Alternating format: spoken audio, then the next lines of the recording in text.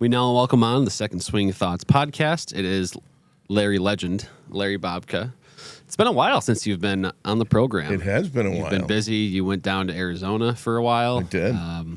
Good time of year to do that. When Yes. it's, what is it, December, January, February? Yeah, except I came back 2 weeks too early. I came back when it was like 15 below. So Well, that's nice now. yeah, But we're starting to get our Arizona weather stride here up in it's Minnesota. beautiful. It's beautiful now. And it's going to be beautiful for a while, or at least it appears to be. So, Right.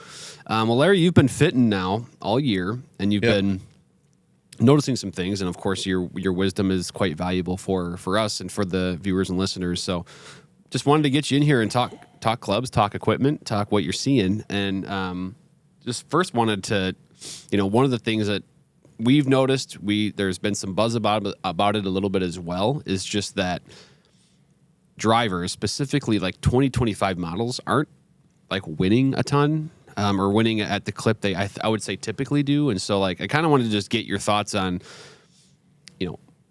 you think there's a reason for that? Is there, right now we've seen, a couple G440 LST. This is talking PGA Tour. Right. G440 LST wins. We've had an Elite Triple Diamond win. But then after that, you can include Titleist GT. They've had several wins technically released last year. But I guess, is there a reason for that, you think? Or is it just maybe the stuff from a year or two ago is just so good? Well, I think the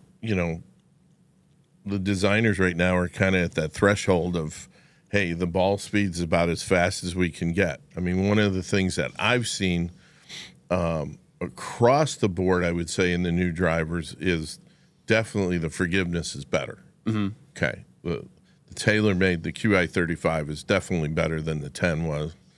The Elite definitely is definitely more forgiving. The Pings are more forgiving. But from a standpoint of speed, we're not seeing any kind of major jumps, and I don't think you're going to see any major jumps anymore. Right. I mean, you think about it. I mean, the COR is as fast as we can go. The ball's as fast as we can go. I mean, it's just unbelievable to me how many people walk in the Bay that are, I don't want to say that they're not really golfers. They're golfers, but they, they're not tour players. No, and the speed they have is incredible. I mean, I had a guy behind me in the Bay over there at Minnetonka, and Ian was working with him, and this guy's carrying a 328. I mean, it's just crazy. Where's he gonna see? Where's he gonna see the difference? Yeah. I personally myself, excuse me, I've usually play UST shafts. Well, Ventus White came out. Mm-hmm. 49-gram shaft. It's lighter than grip. Let's throw it in there. I've been using that for the first 3 rounds of the year, and, it's just easier. Yeah. Have I picked up a little distance? Yeah, maybe from that. But, the wholesale jump, it's going to be very hard, and I think that's going to be an industry issue. Is where does the next driver go? How do I as a company, if I was still back at Titleist or Wilson, how do I market my driver to be longer, straighter? Yeah. I mean, you don't see anybody hit a foul ball. You watch a PGA Tour event, nobody hits a foul ball anymore. Mm-hmm. The driver head's as big as a tennis racket. It's forgiving. It's fast. These guys are not going to hit bad shots. Yeah. Okay. I think the general public is getting better and better at, because of the forgiveness of the driver. I mean, I had a guy yesterday that really is a 13 handicap, about 27, 28 years old, wants to get better. Okay. Well, he made some pretty poor swings with the Ping, with a 440 LST. And, the impact's high heel, and the ball's going 245 down the middle of the fairway. That's what a modern driver can do for you. And that's what I've seen in the newer models. Have I seen them being faster than the models before? Not really. So with that said, it's almost as if, because of the forgiveness aspect being more of where these newer drivers are taking it up a notch, it's almost as if the general public or, amateur golfers, whatever you want to call them, are almost going to see more benefit than tour players, and maybe that's why you're seeing tour players sticking with something they've used a little more. Yeah, because they hit it on they hit it on the center of the face a heck of a lot more than you and I do. Yeah, that's okay. That's true. So they're not going to see as much benefit. But on the other side of that too, eventually it's going to be like, they'll probably switch out their models. Yeah. But for right now, if you're not seeing a massive change, I mean, I can go back to the years even, working on tour with Titleist that, we'd bring out a new driver and it's like, some guys would switch right away. Yeah. Especially somebody if they're not driving the ball really well, it's really easy to get them into a new driver. Right. Because they're looking for something new. They're looking for a change. But the ones that are driving well and playing well, it's a hard change, and you get somebody like Rory that's playing really well and some of the other, why should I jump into the new one if this one's working just fine? Yeah. It's just going to be a difficult task. I mean, one of the things that we still see on a daily basis is people coming in and the loft isn't correct, the shaft isn't correct. Maybe they're playing a G430 max when they need an LST model, putting them in the 440 like this kid yesterday. I mean, it changes driving totally. So we're still with the fittings. We're still seeing a lot of upside to the new drivers, but it seems to be the combo of the shaft head style that's helping.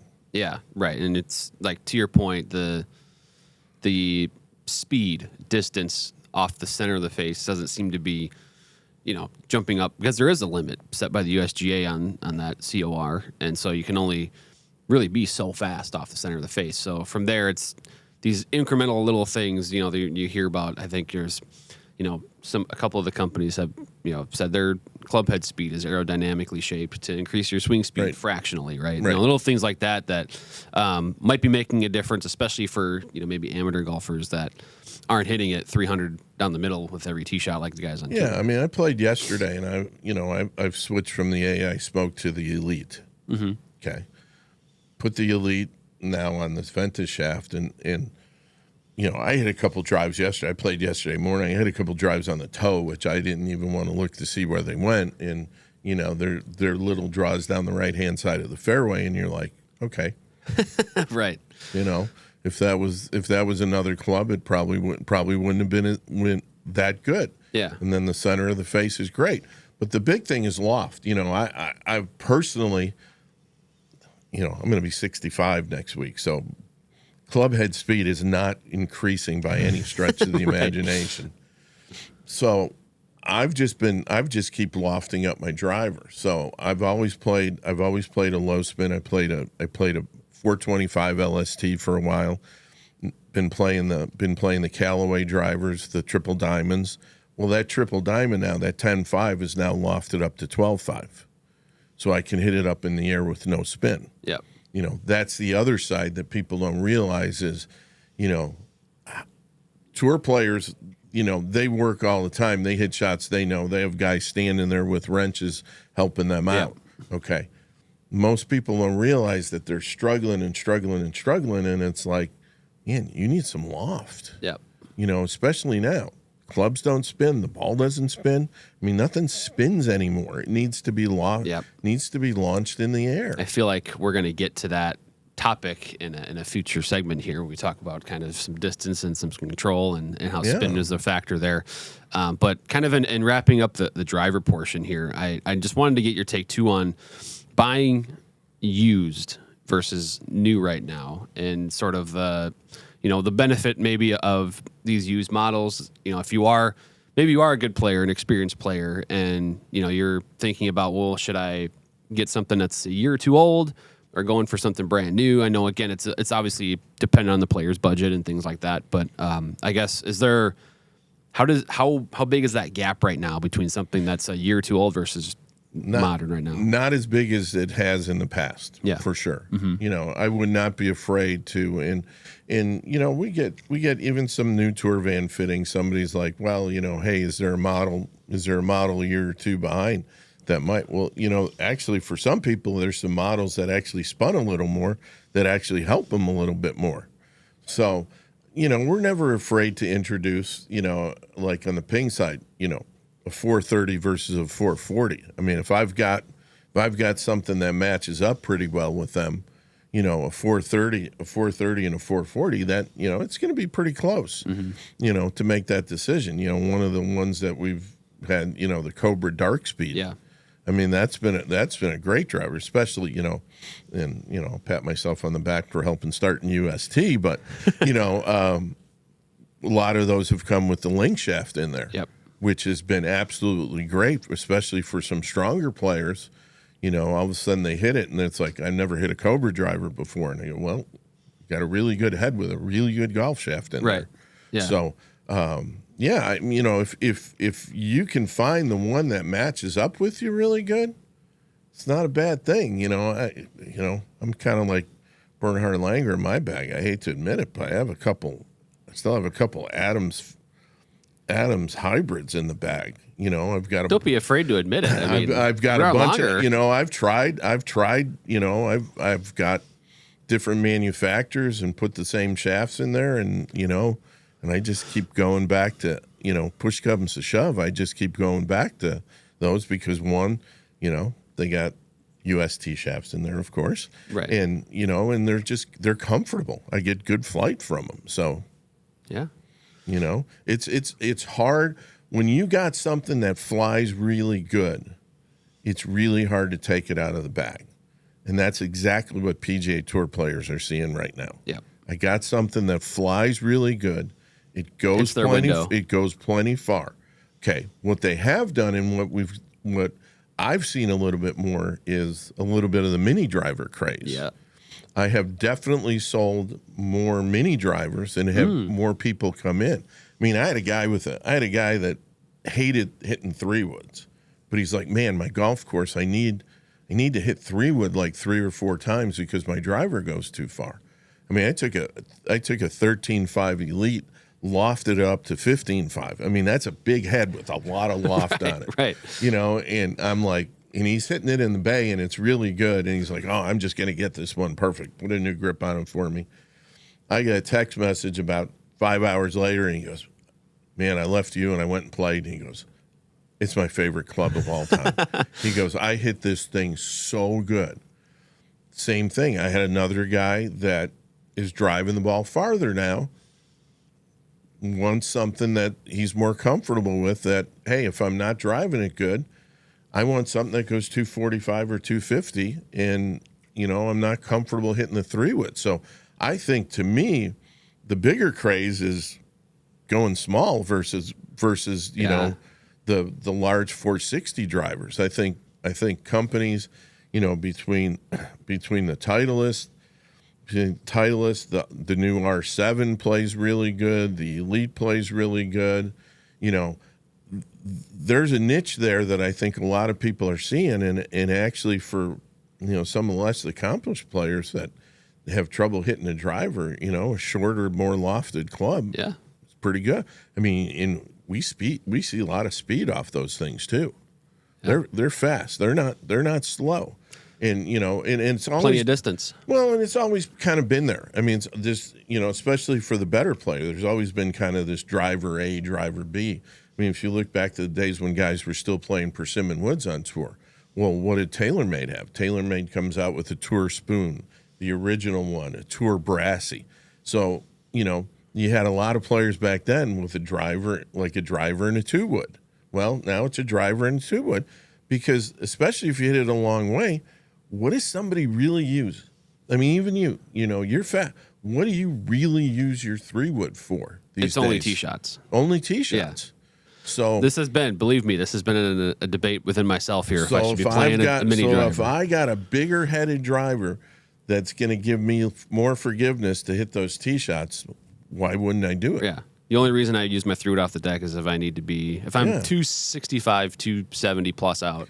Well, see, and I'm from kind of green. the same way. I don't use my 3-wood off the deck because I don't have enough speed to get it in the air unless the lie's perfect. Yeah. So I'm going to opt against it. But now, since I moved up a set of tees over at Chaska, I got 3 or 4 tee shots where I have to hit 3-wood because there's no room to hit driver.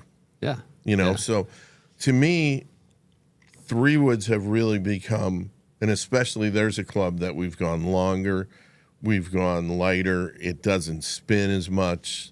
The lofts are stronger. There's a club that's really become, we've kind of niched it more towards a tee club than a fairway club for sure. Yeah. I mean, it's way easier to hit a 5-wood or a 7-wood off the ground than it is to hit that.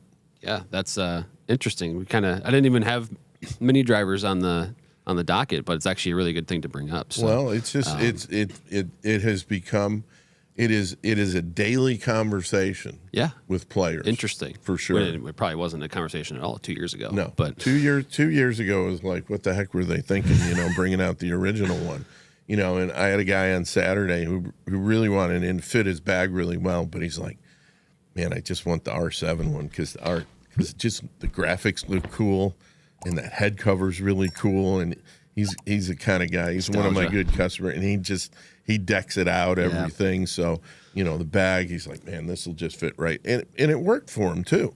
You know, that's the other side of it. So yeah, I would say probably mini drivers are probably definitely more exciting than 460 versions this year.